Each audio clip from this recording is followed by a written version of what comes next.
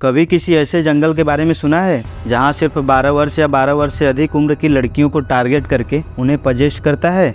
मुझे पता है नहीं सुना होगा, कोई बात नहीं, तो चलिए हम सुनाते हैं। चंद्रपुर, जो वेस्ट बंगाल में पड़ता है, एक छोटा सा गांव जहां ना तो ठीक से लाइट है ना ही मोबाइल नेटवर्क की व्यवस्था है। एक परिवार जो कि बीते 20 सालों से उस गांव से दूर शहर में रह रहा है, लेकिन उनके पेरेंट्स उसी चंद्रपुर गांव में हैं। काव्या, जो 12 साल की एक लड़की जो कभी अपने दादाजी के गांव चंद्रपुर में गई ही नहीं। काव्या ने अपने उस चंद्रपुर गांव के बारे में सुना तो था, लेकिन वहां कभी गई नहीं थी क्योंकि उसके माता पिता कभी लेकर गए ही नहीं। काव्या के पेरेंट्स को देखा जाए तो काफ़ी पैसे वाले थे। उनके पिता सॉफ्टवेयर इंजीनियर जिनका नाम कबीर था, और काव्या की माँ एक हाउसवाइफ थी जो अपना घर का कामकाज देखती थी। उनका नाम सविता था, लेकिन वो अपने बच्ची से यानी काव्या से बहुत प्यार करती थी।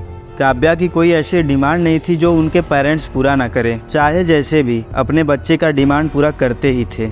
उन्हें डर था कहीं काव्या को कुछ हो गया तो हम लोगों का क्या होगा। शायद उन्हें पता था एक न एक दिन सच्चाई सामने आ ही जाएगी। काव्या के दादा दादी का चंद्रपुर गांव में काफ़ी बड़ा महल था जो धीरे धीरे खंडहर में बदलता जा रहा था, क्योंकि वहाँ कोई साफ सफाई करने वाला नहीं था। धीरे धीरे दिन बीतता है और काव्या के एग्ज़ाम खत्म होते हैं और आता है मई का महीना, जब स्कूल की छुट्टी हो जाती है।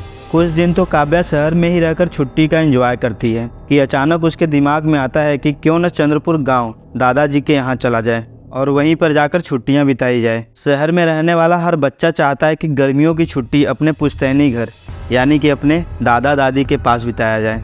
जब काव्या अपने मम्मी पापा से इसके बारे में बात करती है तो वो लोग डायरेक्ट मना कर देते हैं, कहते हैं कहीं और छुट्टियां बिता लो, लेकिन वहाँ नहीं। अरे वो कहते हैं ना, किस्मत खराब हो तो कदम उसी पगडंडी पर पड़ते हैं जहाँ रात के बाद सुबह नहीं होती, जहाँ पेड़ों पर पत्ते कम और आत्माएं ज़्यादा लटकती हैं।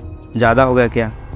तो कुछ ऐसा ही सीन हो रखा था और उसके एक दिन बाद अचानक काव्या के दादा दादी की मृत्यु हो जाती है। अब उन्हें मजबूरन जाना पड़ता है, लेकिन काव्या को उसके माता पिता मना कर रहे थे कि तुम यहीं रुक जाओ, कल शाम तक हम लोग वापस आ जाएंगे। लेकिन काव्या जिद करने लगती है कि मुझे चलना है तो चलना है। काव्या के माता पिता आपस में डिस्कस करते हैं, 20-21 साल हो गए हैं, शायद सब कुछ ठीक हो गया होगा, काव्या को भी साथ लेकर चलते हैं।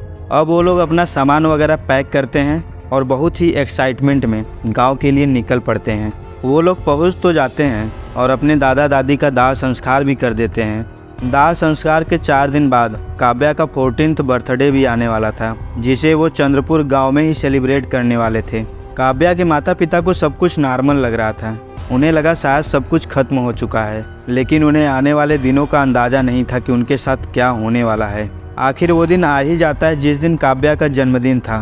हंसी खुशी से केक वगैरह पार्टी सार्टी होती है, लेकिन शैतान को आहट मिल चुकी थी जिसका उसे वर्षों से इंतजार था। आखिर वो दिन आ ही गया।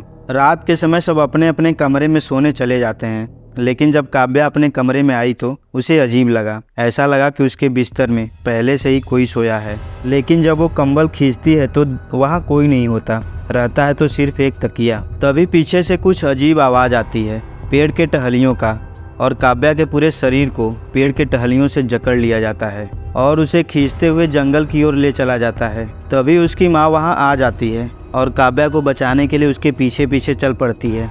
काव्या की माँ को पता तो था कि इस गांव को किसी का श्राप लगा है, लेकिन उन्हें ये नहीं पता था कि इस श्राप से मुक्त कैसे होना है।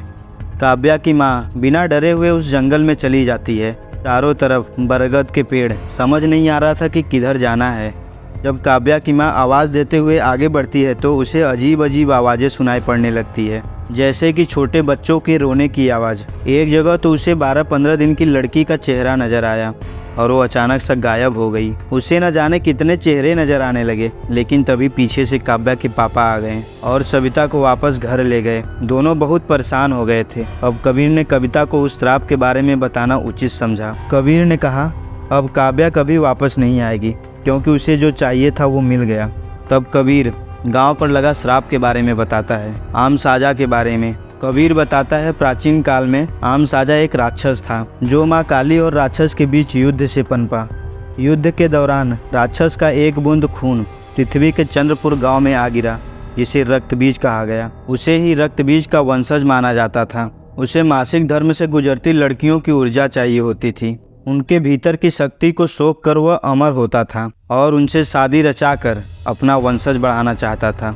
वह एक बार फिर उठ चुका है और उसने काव्या को चुन लिया है। अब कविता को लगता है शायद उसकी बेटी कभी वापस नहीं आएगी। तभी एक बूढ़ी औरत सविता से मिलती है और सविता अपने बेटी के बारे में सब कुछ बताती है। तो बूढ़ी औरत उस श्राप से मुक्त होने के लिए एक पुरानी ग्रंथ देती है और बोलती है उस दैत्य का श्राप से मुक्ति पाने का तरीका इस ग्रंथ में लिखा है। सविता ने उस पुरानी ग्रंथ में पढ़ा कि केवल एक माँ जो अपने जीवन से ज़्यादा अपनी बेटी से प्रेम करती है वह उस श्राप को खत्म कर सकती है। उसके बाद वह काली माँ के मंदिर पहुँची। उसने सिर्फ प्रार्थना नहीं की, उसने युद्ध मांगा। अंधेरी रात में जब जंगल की छाया ने गांव को ढक लिया, सविता ने अपने भीतर छिपी शक्ति को जगा लिया। वह सिर्फ एक माँ नहीं रही, वह माँ काली बन गई। दैत्य को चुनौती दी गई और वो आखिरी युद्ध हुआ जहाँ श्राप और ममता आमने सामने थे। और आखिरी में सविता ने माँ काली का रूप धारण कर लिया और उस श्राप को हमेशा के लिए समाप्त कर दिया। काव्या और बाकी लड़कियां बचा ली गई, श्राप टूट गया, लेकिन सविता वो हमेशा के लिए बदल गई। अब गांव में एक और मूर्ति है, माँ काली की नहीं, एक माँ की, जिसने अपने प्रेम से एक प्राचीन श्राप को हरा दिया।